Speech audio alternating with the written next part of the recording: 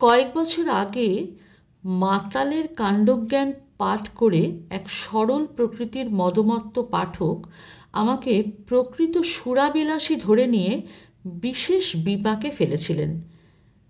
সে কাহিনী অন্যত্র লিখেছি। কয়েক সপ্তাহ আগে এই বিদ্যাবুদ্ধির পৃষ্ঠায় আবার ইঁদুর ও মদিরা লিখে একটু অসুবিধায় পড়ে গেছি।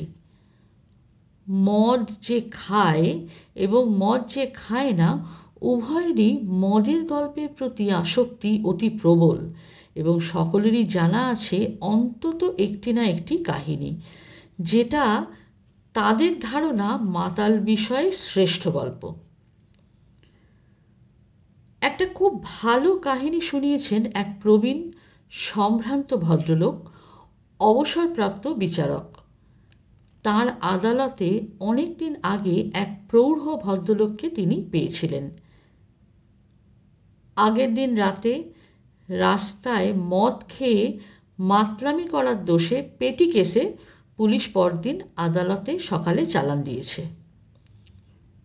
ধুতিতে পাঞ্জাবিতে ধুলো কাদা মাখা, চোখের চশমার কাজ ভাঙা, কপালের কাছে কিছুটা ছড়ে গেছে, কিন্তু আসামি অত্যন্ত নিরীহ ও ভদ্র প্রকৃতির।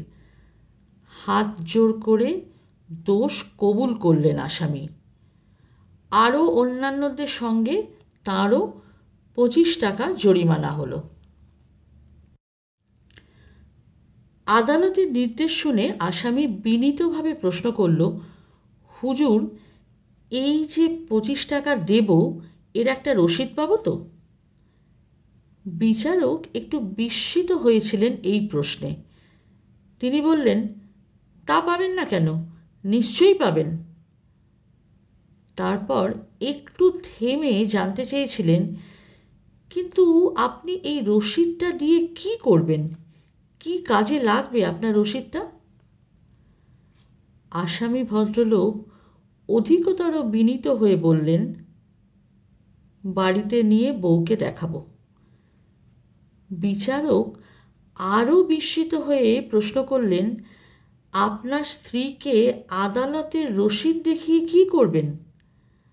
আসামি এবার পরিষ্কার করে বললেন, বউকে রসিদটা দেখালে সে বুঝতে পারবে যে সব টাকাই মদ খেয়ে উড়িয়ে দিইনি, কিছু টাকা অন্য কাজেও ব্যয় হয়েছে। সুরাপাইয়ের জগৎ অত্যন্ত লম্বা এবং চওড়া। প্রাসাদ থেকে পর্ণকুটির, রাস্তাঘাট, বাজারহাট সর্বত্র তার অবস্থিতি। দিন ও রাতের যে কোনো সময়ে তাকে যে কোনো স্থানে আশা করা যেতে পারে। হয়তো সে সাত সকালেই মদ খায়নি, কিন্তু গত রজনীর খোঁয়ারি সকালেও চলছে, এবং বেলা বাড়তে বাড়তে সুরাবিলাসীর সংখ্যা রাত দুপুর নাগাদ তুঙ্গে পৌঁছাচ্ছে। আদালতের কাঠগড়ায় প্রকাশ্য দিবালোক থেকে এবার আমরা একবার হাসপাতালের ওয়ার্ডে গভীর রজনীতে ঘুরে আসি। এক গুরুতর অসুস্থ রোগী বিছানায় চাদর মুড়ি দিয়ে শুয়ে রয়েছেন। তিনি আজকেই একটু আগে এই এমার্জেন্সি ওয়ার্ডে ভর্তি হয়েছেন। দুদিক থেকে দুজন ডাক্তার তাকে দেখতে ঢুকেছেন। দুজনারই নৈশ ডিউটি। কিঞ্চিত টলছেন। টলতে টলতে রোগীর বিছানার দুপাশে এসে দুজনে দাঁড়িয়েছেন। তারপর দুজনেই প্রায় একসঙ্গে রোগীর চাদরের নিচে হাত বাড়িয়ে দিয়েছেন নাড়ি দেখার জন্য। রোগীর হাত চাপা পড়ে রয়েছে তার কাত হয়ে থাকা শরীরের নিচে। যা হোক, একটু এদিক ওদিক করে দুই ডাক্তার চাদরের নিচে পরস্পরের কবজির সন্ধান পেলেন এবং একজন অন্যজনের নাড়ি ধরে বসলেন নিজেদেরই অজান্তে। তারপর দুজন ডাক্তার চাদরের নিচে পরস্পরের নাড়ি ধরে এরকম কথোপকথন করলেন, দারুণ মাতাল দেখছি, খুব মদ খেয়েছে আজ, 7-8 পেগ মদ খেয়েছে অন্তত। তার চেয়েও বেশি হতে পারে। যত সব মাতালের কাণ্ড, যত সব মাতালের কাণ্ড। এর পরের উপাখ্যানটি নির্জলা প্রভাতকালের, এক সরল মদ্যপের। ভদ্রলোকের সেদিন অফিস যাওয়া হয়নি। অবশ্য দোষ তার নয়, একটা ছোট গোলমালের জন্য তিনি কাজে যেতে পারেননি। আগের রাতে খুব মদ খেয়েছিলেন ভদ্রলোক। সকালবেলায়ও বেশ নেশা ছিল, কিন্তু তবুও ঘুম চোখে অভ্যাসবশত অফিস যাওয়ার জন্য তৈরি হতে লাগলেন। প্রথমেই দাড়ি কামানো। দাড়ি কামাতে গিয়ে গোল আয়নাটা তুলে নিয়ে তিনি দেখলেন আয়নায় নিজেকে দেখতে পাচ্ছেন না, নিজের কোনো ছায়া পড়ছে না। তখন তার ধারণা হলো নিশ্চয়ই তিনি অফিসে চলে গিয়েছেন। বেলাও বেশ বেড়ে গেছে, এতক্ষণ তো অফিসে চলে যাওয়ারই কথা, আর সেজন্যেই আয়নায় নিজেকে দেখতে পাচ্ছেন না। তবে অধিক বেলায় তার এই ভ্রম সংশোধন হয়েছিল যখন তার মনে পড়ল যে দাড়ি কামানোর আয়নার কাচটা আগের দিনই ফ্রেম থেকে খুলে পড়ে ভেঙে গিয়েছে। অন্য এক সম্ভ্রান্ত মদ্যপকে জানি, যার ভীষণ আত্মসম্মান বোধ। নতুন একটা পাড়ায় বাড়ি করে উঠে এসেছেন। আগের পাড়ায় মাতাল বলে তার কুখ্যাতি ছিল। প্রতিদিন সন্ধ্যার পরে টলতে টলতে বাড়ি ফিরতেন। পাড়ার লোক টিটকিরি দিত।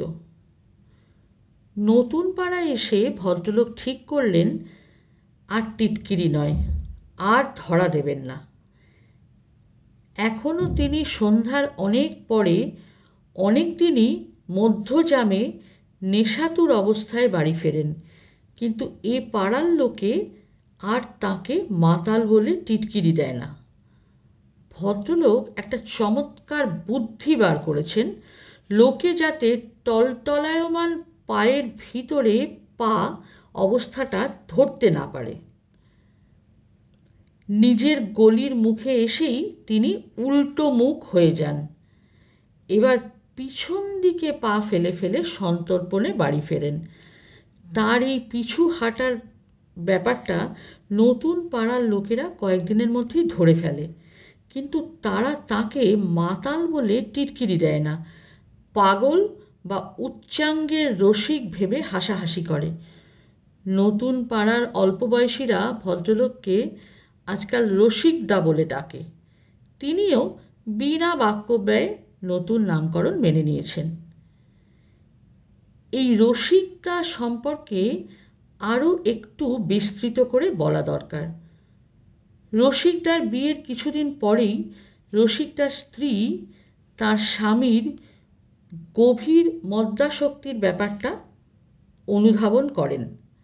তারপর যথারীতি, তুমি আর মদ খাবে না, তুমি আবার মদ খেয়ে বাড়ি এলে আমার মরা মুখ দেখবে, ইত্যাদি নানা দেয়াল রসিকদাকে টপকাতে হলো।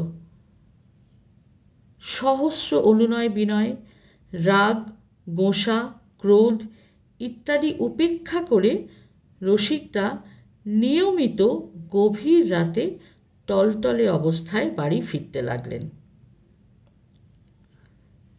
তখন রূপালী পর্দায় সাহিব বিবি গোলাম সিনেমার খুব রমরমা চলছে।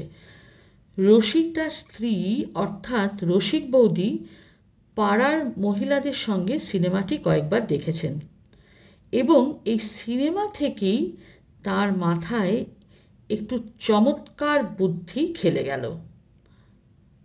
সাহেব বিবি গোলামের নায়িকার মতো তিনিও মদ খাওয়া ধরবেন। স্বামীকে বাড়িতে আটকিয়ে রাখা যাবে, মদ খাওয়ার জন্যে আবার শিক্ষাও দেওয়া হবে।